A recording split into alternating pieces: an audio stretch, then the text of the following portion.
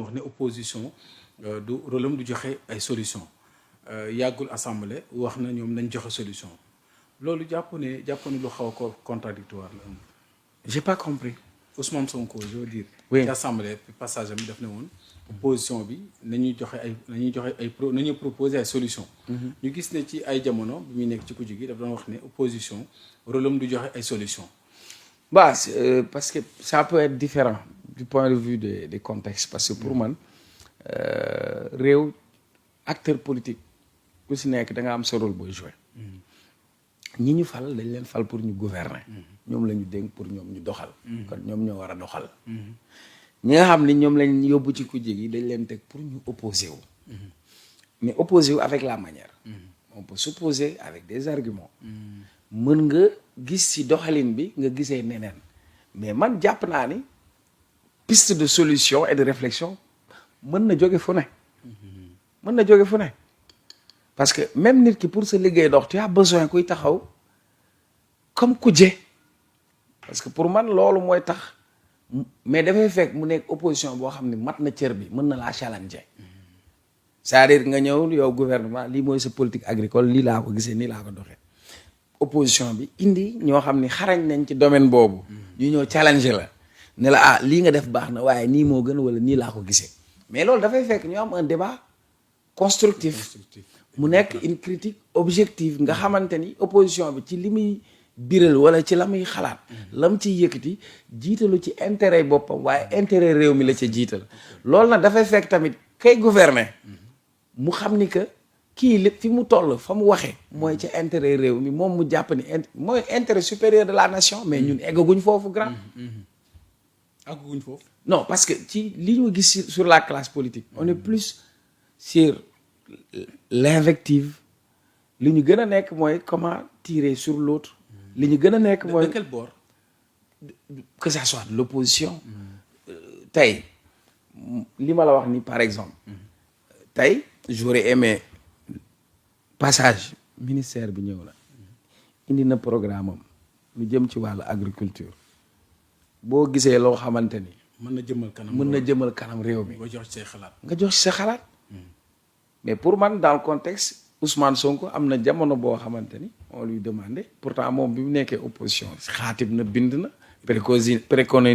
préconiser na ay solution bind na tënk na teg na mais man dama jàpp ni pour faire un pays on a besoin de tout maintenant nag dafay fekk nag ñun ñu am une opposition boo xam ni am na niveau bi bu responsable et nekk à hauteur donc pour man loolu moom mooy dundal sax démocratie parce que dans une démocratie c'est comme une respiration on a besoin de deux poumons on a besoin d'un gouvernement qui gouverne, d'une opposition qui s'oppose mais qui s'oppose avec la manière qui s'oppose et ça doit être un plus Abdoulaye Wade qu'est-ce qu'il disait? Il avait besoin de lire tous les journaux privés parce que ça lui permettrait de voir des positions différentes de la sienne. Parce que le charme même de la démocratie, c'est cette contradiction. Et dans cette contradiction, bu fekkee li ko jiital du lenn lu dul intérêt réew mi foofu dina am solo. am na solo faaw ñu laal ci wàllum économie aussi bëgg naa ci ñu mais d'abord politique bi ñu jeexale ko l'affaire Cheikh Bara bi nga xam ne gis ni fan yi moom tongal na lool wala boog sax ñi ngi jàpp ne gën naa féete ci côté Ousmane Sonko ngir protéger ko ci kaw président Diomaye démb rek ci assemblée wane na ko noo gisee sa position sa posture à côté de Ousmane Sonko. Oui mais bon Cheikh Bara sa posture et sa position surtout hier par rapport à son discours. xam nga Cheikh Bara il est atypique. Il porte pas de gants. Il dit ce qu'il pense, il dit son ressenti. On peut être d'accord avec sa démarche comme on peut ne pas être d'accord avec sa démarche parce que man dama jàpp ni am na fu situation bi tolloon amoon taxawaayu puso ñaw diggante yi defar mais moom dafa am lu mu xamante ni c'est sa posture te moom la choisir te moom la assumer parce que nag ñaari ginaar sax boo leen rombee ñuy laale am nga sañ-sañ nga am koo ci faral et man pour man Cheikh Bara a raison de réitérer sa loyauté et sa fidélité à Ousmane Sonko nëbbul boppam ragal féete day xañ wërsëg loolu la fa wax mais surtout Cheikh Bara s'il est devenu député c'est grâce à Ousmane Sonko Diomaye s'il est devenu président c'est grâce à yokk si boobu tam. démb nee na bu même bëggee nguuram neex sax il faut mu dégg. mais dëgg la wax dëgg la wax dëgg la wax c'est-à-dire au-delà de Cheikh Bara est-ce que tey dafa am loo xamante ni c'est un pacte scellé devant tous les Sénégalais. Moi j'ai l'habitude de dire Ousmane Sonko a fait preuve de générosité politique et de génie politique. Je m'explique parce que la générosité politique c'est s'oublier. Dans cette position bi Ousmane Sonko nekkoon pourtant am na ñeneen ñu nekkoon dans cette position à 2 fois ils ne l'ont pas fait. Karim Wade a été dans la même situation où il a été empêché d'être un candidat donte tooñ nañ ko dem nañ ko ba ne doo sénégalais pour quelqu'un qui a été ministre qui signe au nom du Sénégal dont le père est président du Sénégal mais à un moment donné su fekkoon Karim dafa gëstu ne Karim mooy Madické Niang mooy Karim wala Karim mooy Ousmane Ngom wala Karim mooy Souleymane Ndéné Ndiaye il ne l'a pas fait ni en 2019 ni en 2024 il s'est arc-bouté sur sa position. Le PDS a même refusé d'avoir un candidat politique chaise vide. Khalifa Sall dans la même situation. Ousmane Sonko dans cette posture et dans cette situation qu'est-ce qu'il a fait moom moo choisir Diomaye bu demee fële taxaw ne devant la nation sénégalaise je jure de remplir fidèlement la charte de président de la République il le doit uniquement à Ousmane Sonko c'est ça la vérité. Les gens qui ont voté pour Diomaye l'ont fait parce que c'est Ousmane Sonko moom moo tax. Des gens sont devenus maires c'est grâce à Ousmane Sonko. Des gens sont devenus députés c'est grâce à Ousmane Sonko. Et d'ailleurs la preuve la plus éloquente mooy élection législative yi Ousmane Sonko a dirigé la liste. Conduit la liste, battu campagne, il a obtenu exactement le même score, 54%. Tout nekk lam moom nañ ko jox. Il faut interroger même le parcours de Ousmane Sonko. C'est un parcours exceptionnel. Gënu fi juddu, gënu fi jàng. Mais li mu am may yàlla la. Mbiru suñu borom la. Yàlla mooy gis nga boo koy jéem a analyser ci xel sax da ngay am fooy limité wu. Am na loo xam ne xel sax du ko jàpp. Parce que koo xam ni plus forest la duggee assemblée. C'est-à-dire disitu bu ñu voté ba pare ba séddale. mu dem assemblée mel ni benn yamb ci biir caaya. mais am benn taxawaay. ci question yi nga xamante ni moo doon yitteel askan bi. taxawaay boobu mu ci amoon moo tax nit ñi bàyyi ko xel. nga dem élection présidentielle 2019. C'est sa première élection présidentielle. Il sort 3e.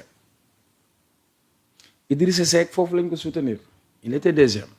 bi ñuy wax ni élection yi luubal am na ak luubal amul Idi wis ci ndox ñu ne nañ bàyyi mu sedd. Idrissa Seck Macky liquidé na Karim Wade liquidé Khalifa Sall liquidé na politiquement Idrissa Seck. kenn moo taxawoon mooy Ousmane Sonko. bi laax bi tàngee moo ci dugal loxoom. kon ku séddu moom moo la sédd ndax moo dugal loxoom ci laax bi. taxawaay boobu mu amoon il a fait preuve de courage politique de persévérance et même d'ingéniosité politique parce que Olof Njaay danaan kuy tëru kuy teggee ko mën. Macky tëru na Khalifa tëru na Karim bëgg naa tëru Sonko teggee ko Diomaye. et lii am nii tey ci assemblée bi ak ci situation bi yëpp lii politique bi daf ko impacté parce que les gens ne s'attendaient pas à ça. teguñu leen fi woon pour ñoom ñu am problème dañ leen fay tegoon pour ñoom ñu lijjanti suñu ay problème préparé 2029 ku ne di njott yooyu. voilà léegi nag lii am na lu muy junju parce que su la neexee man mën naa ci dugg moi je considère non lii Diomaye liñ ko tegal nii c'est moi je l'appelle la coalition ñamu mbaam noonu laa ko tuddee waaye parce que moo bi mën na rëy mais rëyul ci man parce que dégg la laaj parce que ñamu mbaam mooy bu ñu lekkee ba am décide bi nga xam ne ñun mënuñu ko lekk moom la ñuy dajale am ñu ko for def ko ñamu mbaam mooy ay restes lii mu dajale c'est des restes politiques parce que tout simplement en termes de légitimité politique Diomaye n'a aucun intérêt à se détacher de Pastef et de Ousmane Sonko parce que doolee jën ndox la mais gis nga jën su génnee géej ñu fiiril ko rek mbaa mu dem ci pepesu mbaa mu dem ci kaldo léegi nag cette position lan nga jàpp ne mooy ñu bëri ñu wax démission Ousmane Sonko noo gisee. non moi je ne pense pas parce que. de la bête bis bu ñu non parce que pour man quel que soit le résultat. Ousmane Sonko moo woon gars yi jox Diomaye. kon lu mën a am. il est comptable parce que moom mooy le moteur. moom nee na assemblée ko liggéeyul pour président Diomaye. mais li mu wax dama ci d'accord dama ci ànd. ah bon oui parce que man pour man Sénégal laay liggéeyal. Le Sénégal doit être au-dessus de tout le monde. Bon, le Premier ministre dafay traduire la vision du président. Non mais ma ne. déggoo li ma la wax de. même suy traduire sa vision. il est au service d'un État. c'est quel état? C'est le Sénégal. Ouais. Le Sénégal ne se limite pas à une personne. Pour man ñun ñëpp muy man muy yow saa yoo xëyee li nga war a njëkk a posé wu question lan laa mën a jëriñ sama réew. Il faut ñu egg ci dimension boobu. Man quand Ousmane Sonko a dit ça j'ai sauté, j'étais hyper fier parce que pour man c'est le summum quoi. Parce que pour man il faut qu'on arrive à ce niveau où que l'enseignant bi dem di jàngale dans une salle de classe à Malem Hodar ou à Kolda qui se disent que à chaque fois que moi l'enseignant quand je me réveille ce que je fais je le fais pour le Sénégal. Que le médecin mu jàpp ni moom li muy liggéey il le fait pour le Sénégal. Que le soldat qui est là-bas au front ce qu'il fait il le fait pour le Sénégal. Il faut ñu egg ci dimension boobu. Maintenant c'est une question d'interprétation. La vérité mooy moi je trouve que Diomaye n'a pas besoin d'entretenir D'accord. une base politique parce que tout simplement si man tout marche dans ma tête sur le plan politique. Si Diomaye n'a aucune autre ambition que de soutenir Ousmane Sonko en 2029 par rapport aux engagements qu'il a tenus, par rapport à son discours qu'il a eu à tenir, moi je considère qu'il n'a pas besoin d'entretenir une coalition. Logique pour logique. Logique pour logique, ouais. Diomaye ñëw na toog na ñu ne ko mu ne il n'a pas peur qu'il lui fasse de l'ombre parce qu'il a été sous son ombre. C'est ça. Il travaille à faire de lui le président. Et moo wax ne dafay nekk au-dessus de la mêlée. Voilà léegi nag yii nëpp c'est un peu contradictoire. Maintenant am na lu may xalaat nag est-ce que affaire bi nekkul mbaal tamit. Parce que finalement. maanaam genre. complot. Je ne parle pas de complot mais sur le plan politique c'est ça peut être stratégie. hypothèse laa ko jàpp. Parce que ba tey. yow mënu koo gëm. ba tey Sonko mu ngi nekk premier ministre. ba pare tey déggaatuñ ci Diomaye ba tey waxu. Diomaye kenn mësu ko dégg. waaw. mu dal ci kaw Sonko. waaw Sonko dégg guuma ko ku ci taxaw mu dal ci Diomaye yaa ngi tàgg bu ñu àndee caaro ñoo ngay akolaat. reetaan wa léegi nag am na diggante nag am na boo ci analyser.